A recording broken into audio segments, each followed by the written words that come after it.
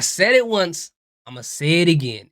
Dakota Kai can't be trusted. I absolutely love Dakota Kai, but she's an op to the group, okay? I made a video before saying these exact same thing, and what happened last night on SmackDown, it double confirms my theory behind this girl. So if you didn't watch my previous video, my theory behind this is that Dakota Kai is the mastermind behind all this, okay? The mastermind behind all this crazy stuff happening with damage control. She's the puppeteer pulling the strings and causing chaos and causing problems. She is the Thanos of this world. I really believe that she is the reason, and what happened last night on SmackDown double confirmed it, gave us more evidence. Now, before I get into why, go ahead, hit that subscribe button. Help me on my goal to 10K subscribers.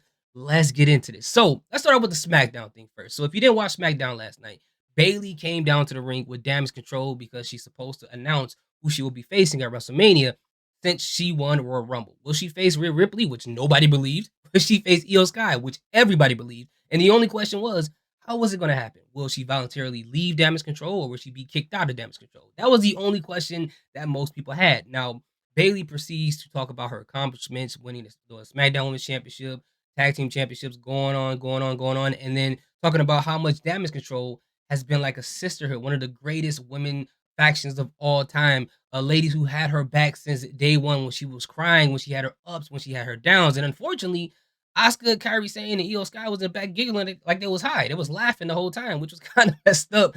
And Bayley kept looking at him like, yo, why are y'all laughing? This is a serious moment. This is a big moment for me. You see me with the all white drip on. That's why I'm out here wearing all white because this is a celebratory moment. Why are you guys giggling? And then the shocking moment came out of nowhere. Bayley said, I could face Rhea Ripley. And then she heard them giggle again, and she's like, all right, so y'all still laughing. All right, now I gotta beat the brakes off y'all. Or I can go in another direction and face Io Sky. And then she looked at them and started speaking in Japanese. And all three of the ladies was like, yo, she understands our language. Even Adam Pearce was like, oh man. Adam Pearce was like, yo, this is over, brother. She got y'all, bro. And here's the thing. That is a key component. Bayley basically said, understand Japanese. I learned it. I can speak it. You think I don't know you guys been talking behind my back this whole time? You guys think that I don't know what you've been saying? I've been here long enough. And that is a key component, a big key component to add into my theory that Dakota Kai is behind this entire thing. And the reason why, first of all, Dakota Kai has been playing the middle ground a lot when it comes to this faction.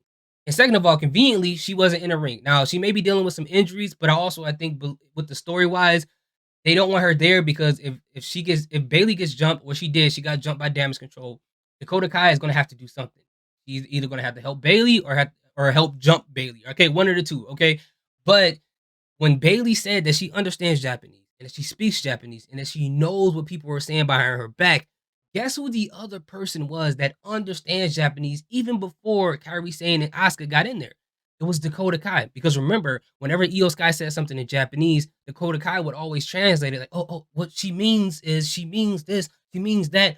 So, which means that she heard when the other ones probably were talking about Bayley and just never said anything to Bayley. Now, that would make you question if Dakota Kai is friends with Bayley, why would you allow people to continue to talk and not say anything? Because I feel like if she said something before, the rift in the group would have happened a long time, unless she was the informant to let her know, like, hey, they talking stuff. You might want to brush up on your Japanese, get some Duolingo or Rosetta Stone. But I highly doubt that that is the situation. I highly doubt that that's what happened because Dakota Kai has been kind of weird. Okay. Now, people who didn't watch my previous video may wonder, well, why would you assume that Dakota Kai would have an issue with Bayley? One of the main reasons is, remember, whenever there was a title opportunity that would come up for any members of the damage control, first of all, Bayley would keep taking those matches, especially in her feud with Bianca Belair. And then when they needed someone to go into a triple threat match and whoever wins that will face Bianca Belair at Backlash, then guess what happens? Damage Control was standing outside the office of Adam Pearce. Bayley went in to ask. She came out and said, hey, you know what? I get the opportunity to go into this match and win the title. I get that opportunity finally. And Dakota Kai and Io Sky are looking at each other like, it should be one of us. You've had tons of opportunities. And eventually it ended up being Io Sky who would face Bianca Belair at WrestleMania Backlash and eventually lose that match. But then she eventually will win the Money in the Bank contract, cash it in, and actually win that title. Now, the reason why I bring all that up is because out of that, Dakota Kai never even got an opportunity. She wasn't even discussed. I understand that she was injured, but outside of that injury, they didn't even think about the idea of allowing her to have a title match, even when they had the discussion with Adam Pearce or when Bailey was having those matches against Bianca Belair. So with that being said, Dakota Kai can at that point feel like, bro, I feel like I'm being disregarded. You guys didn't even mention me. You didn't even think about the idea that I could be a champion. You didn't even try to figure it out. So with her feeling that way, she already got a problem with Io Sky. She got a problem with Bailey. She probably don't even like what Io Sky did to Bailey on SmackDown, and then she doesn't respect Bailey because she probably feels like Bailey doesn't even deserve to win the Royal Rumble because she's had opportunities after opportunities after opportunities, and Dakota Kai is the only one left behind. And this will be a great opportunity for her to change into Crazy Coda, the Crazy Coda from NXT when she beat the brakes off of Tegan Knox at Survivor Series War Game in Chicago, which I saw in person. Which before the girl got out the cage, she stumped her out. Right, that was crazy.